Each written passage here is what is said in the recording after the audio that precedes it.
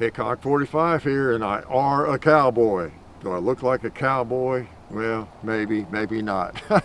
What we're doing today is giving you an update on the Davy Colts. Got all three of them holstered up. A little different, huh? Not lying on the table, gathering dust. They're all in holsters. Now, if I were in the wild, wild west, this might be exactly what I'd wear. I'd look like a real bandito, wouldn't I?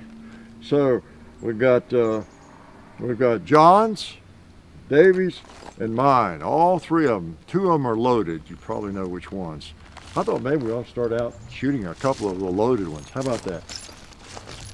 Let's shoot John's and mine and see if they're barrel worthy. Wow, we got a difference in barrel length, don't we? That's all right. We might be able to hit that barrel.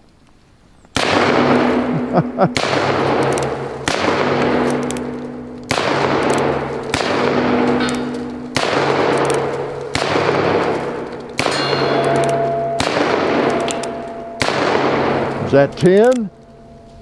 Yes. All right. Yes, Colt Single Actions, and they're a lot alike except one big difference, the barrel length, and that's about it, right?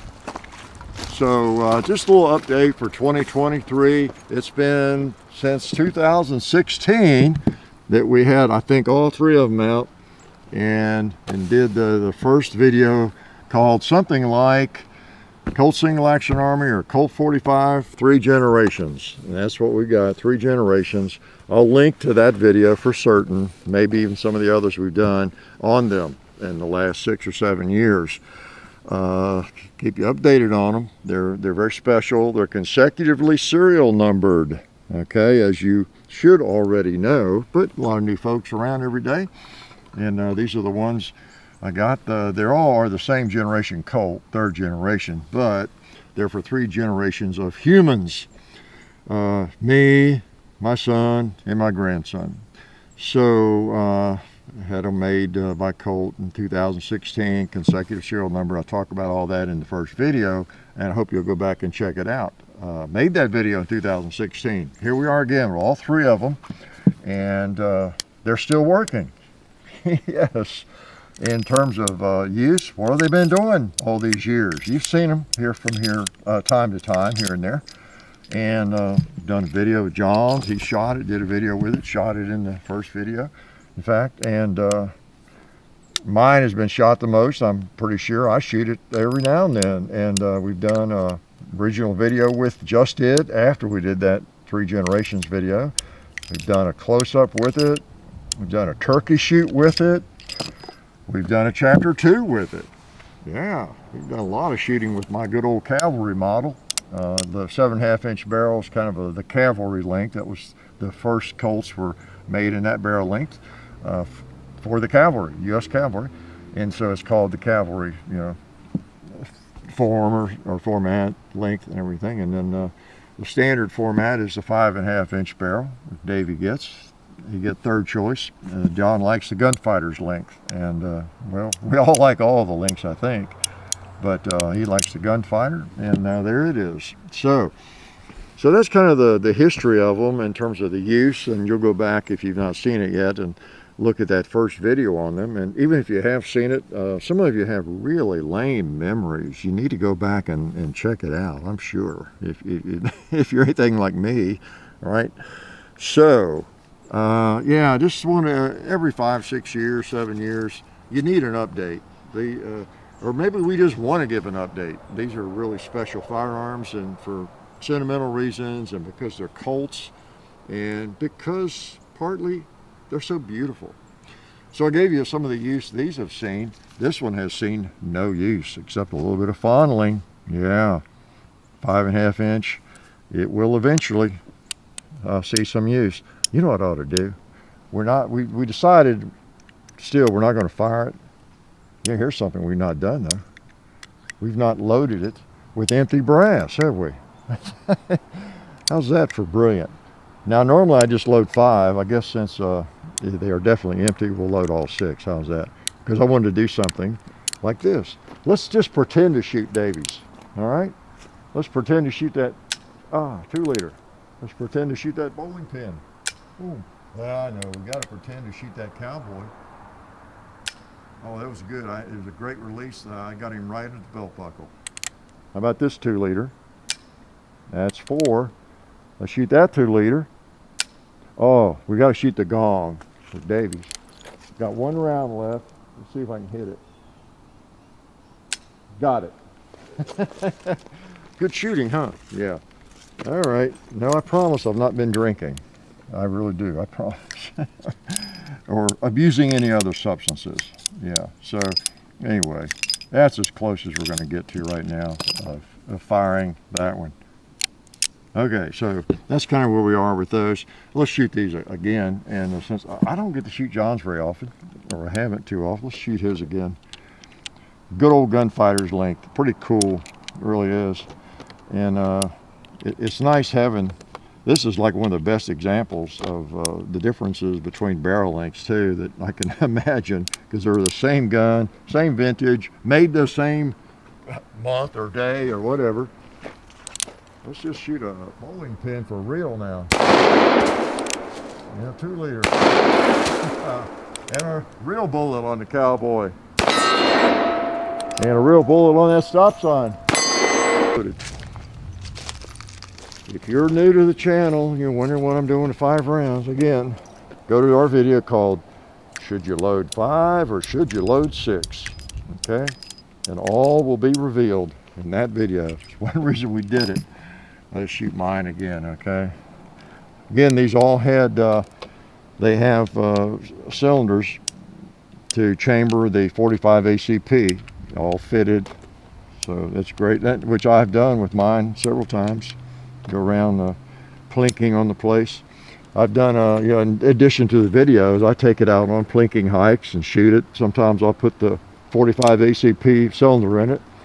And as I said in that first video, I think, I was pleasantly surprised. I don't know why, but the ACP, really, there's not a lot of difference. There is in terms of maybe a little recoil power factor, but there's no less convenient or anything. You don't need moon clips or half moon clips or anything like that. Let's see if we can hit the gong with mine. It tends to shoot a little bit above point of aim.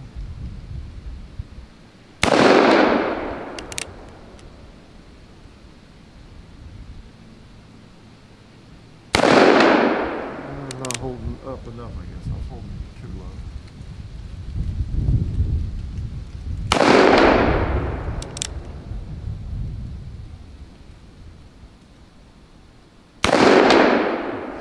Okay, do I have one more? Yeah. All right, settle down. Settle down. I don't know where they're going, but I know where they're not going. They're not hitting the steel. I haven't shot it enough lately.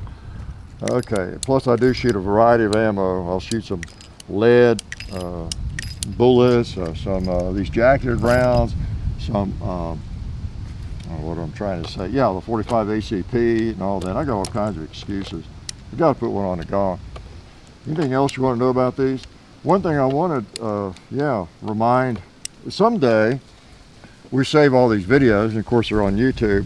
The little guy will be watching this, I hope, and when he's 12, 10, 8, 30, 40, I don't know how old he is, but just want to remind him, once he is in possession, and he has one of these, or 2 of them, or 3 of them eventually, to make sure he knows what they're all about, knows the history of them, okay? Study, research, and then also shoot them. Shoot them your entire life. Enjoy them. That's what they're for. It's why I shoot this one. John shoots his. All right? And, think of us when you shoot them. All right. Okay. Quit being such a goofball and missing so much. I'm going to take my time, get a good trigger break.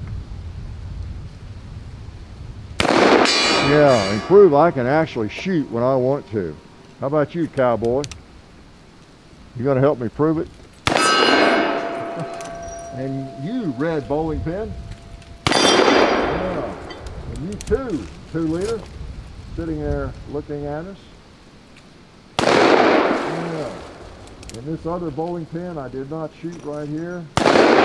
Roll him. I think I'm empty. So nothing's going to happen when I, yeah, okay. So good old 7.5 incher. Oh man, they're just gorgeous. Even people who, I think maybe this is not your favorite firearm. You have other interests, double action revolvers or you know, polymer pistols, whatever it might be. It'd be hard, I think, to find somebody who doesn't at least have an understanding for why some people really like these, and you know, the history of them. Just like a lot of other historic firearms, you may not be into them. You're not saving up money to buy one or anything like that, whether it's a Mauser or, you know, whatever you can name. But you can't deny the history in a firearm that was made first year in 1873 and has been made almost every year since. There have been a few years skipped, you know, World War II and then a little bit after that, but you know, virtually continuously almost since 1873 without many changes, you know. Same firearm, and we've done that before. We brought them all out here together, all generations, and compared, and you know, the same action, the same firearm, the same company, you know. That's cool stuff, no matter who you are and what your favorite firearms are. And again, check out the other video, that first one especially. I'll link to it. You know, I talked to Raj at Eagle Grips and bought the Stag from him. He sent it over to Colt and all that, and he fit it. And this was back in, again, 2016, and there were a lot of changes in the custom shop over at Colt after that. I guess you could still do this sort of thing. I don't know, you know, get consecutive serial numbers. And that's a cool thing. I forget about it almost. They're consecutive serial numbers, these three are.